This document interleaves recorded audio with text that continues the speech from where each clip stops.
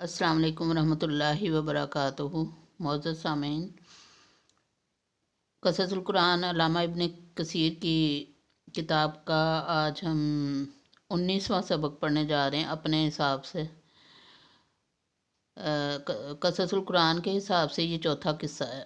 پہلا ہم نے نبی پاک صلی اللہ علیہ وسلم کے نور مبارک کے بارے میں پڑھا تھا، دوسرا حضرت آدم اور ابلیس کا قصہ پڑھا تھا، آدم علیہ السلام کا، تیسرے حضرت ادریس علیہ السلام کا، اور آج چوتھا قصہ ہم شروع کر رہے ہیں حضرت نوح علیہ السلام کا ذکر۔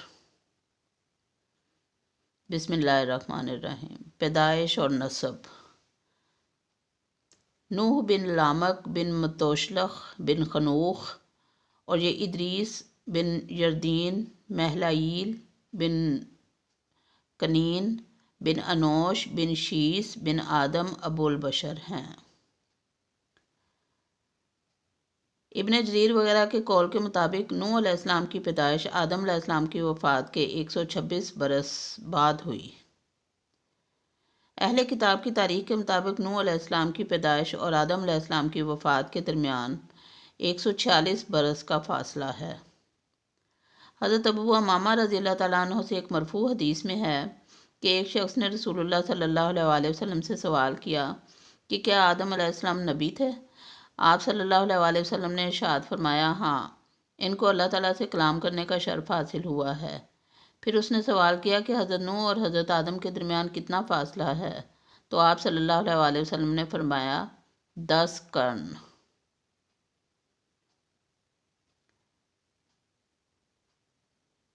میں ابن کثیر کہتا ہوں کہ یہ حدیث مسلم کی شرط پر ہے، لیکن انہوں نے اپنی صحیح میں روایت نہیں کیا۔ حضرت ابن عباس رضی اللہ تعالیٰ عنہ سے مروی ہے کہ آدم اور نوح علیہ السلام کے درمیان 10 قرن ہیں اور وہ سب اسلام پر تھے۔ بخاری شریف۔ اگر ایک قرن سے مراد 100 سال ہوں، اور بہت سے لوگوں کا یہی خیال ہے اور لوگوں میں معروف اور مشہور بھی یہی ہے، تو حضرت نوح علیہ السلام اور حضرت آدم علیہ السلام کے درمیان 1000 سال کا فاصلہ تو لازمی اور ضروری ہوگا۔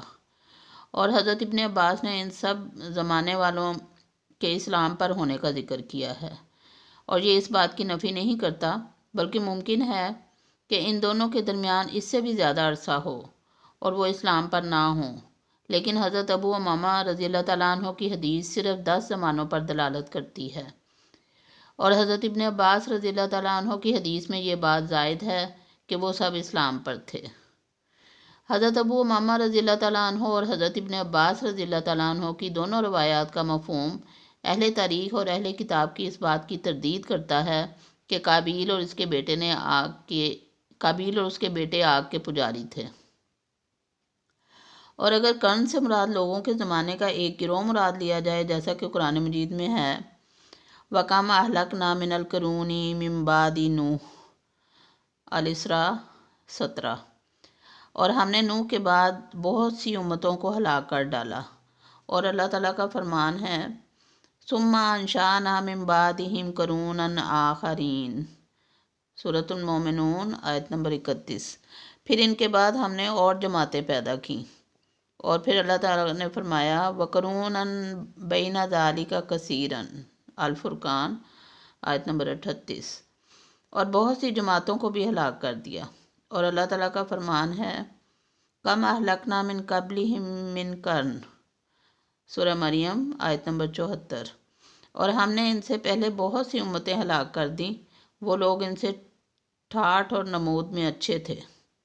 اور اللہ تعالیٰ کا فرمان ہے الم یروا کم اہلکنا قبلہم من القرون، سورہ یاسین آیت نمبر 31، اور ہم نے ان سے پہلے بہت سے لوگوں کو ہلاک کر ڈالا۔ اور نبی کریم صلی اللہ علیہ وآلہ وسلم کا ارشاد ہے خیر القرون قرنی، بہترین زمانہ میرا زمانہ ہے۔ اور یہ بات بھی اہل علم اہل تواریخ کے ہاں مسلم ہے کہ حضرت نوح علیہ السلام سے پہلے ایک دور اور زمانے کے لوگ لمبی لمبی عمریں پاتے اور لمبا عرصہ زندہ رہتے تھے۔ اس لحاظ سے تو حضرت آدم علیہ السلام اور حضرت نوح علیہ السلام کے درمیان ہزاروں سال کا فاصلہ ہوگا۔ مختصر طور پر یہ بات ہے کہ جب بتوں اور شیاطین کی عبادت شروع ہوئی اور لوگ گمراہی اور کفر میں مبتلا ہو گئے تو اللہ تعالیٰ نے نوح علیہ السلام کو نبی بنا کر مبعوث فرمایا، جو اپنے بندوں پر رحمت فرمائی، اور زمین والوں کی طرف یہ پہلے رسول تھے، جیسے کہ حدیث شفاعت میں ہے کہ قیامت کے دن لوگ اکٹھے ہو کر ان کے پاس جائیں گے اور کہیں گے کہ آپ سب سے پہلے رسول ہیں۔ بعثت کے وقت حضرت نوح علیہ السلام کی عمر کتنی تھی؟ ابن جریر وغیرہ کے قول کے مطابق نوح علیہ السلام کی قوم کو ہنو راسب کہا جاتا تھا۔ بعثت کے وقت حضرت نوح علیہ السلام کی عمر کتنی تھی، اس بارے میں کئی اقوال ہیں۔ نمبر 1 50 سال، نمبر 2 350 سال، نمبر 3 480 سال۔ ابن جریر نے ان اقوال کا تذکرہ کر کے آخری قول حضرت ابن عباس رضی اللہ تعالیٰ عنہ کی طرف منسوب کیا ہے۔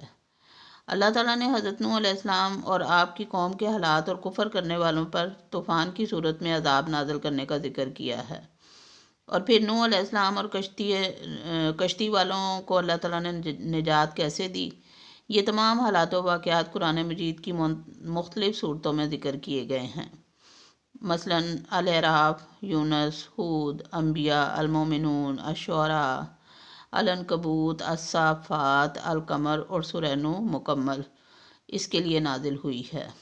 سورہ اعراف میں فرمایا لَقَدْ أَرْسَلْنَا نُوحًا إِلَىٰ قَوْمِهِ آمین، اور ہم نے نوح کو ان کی قوم کی طرف بھیجا تو انہوں نے ان سے کہا کہ اے میری قوم، اے میری برادری کے لوگوں، اللہ کی عبادت کرو، اس کے سوا تمہارا کوئی معبود نہیں، مجھے تو تمہارے بارے میں بڑے دن کے عذاب کا بہت ہی ڈر ہے۔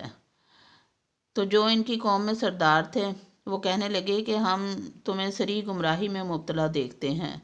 نوح علیہ السلام نے کہا اے قوم، مجھ میں کسی طرح کی گمراہی نہیں ہے، بلکہ میں تو پروردگار عالم کا بھیجا ہوا ہوں، تمہیں اپنے رب کا پیغام پہنچاتا ہوں اور تمہاری خیر خواہی کرتا ہوں، اور مجھ کو اللہ کی طرف سے ایسی باتیں معلوم ہیں جن سے تم بے خبر ہو۔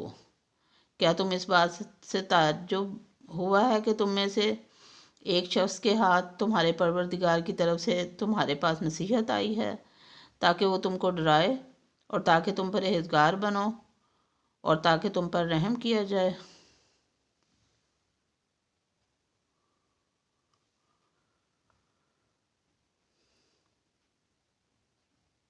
صدق اللہ العظیم۔ اللہ حافظ۔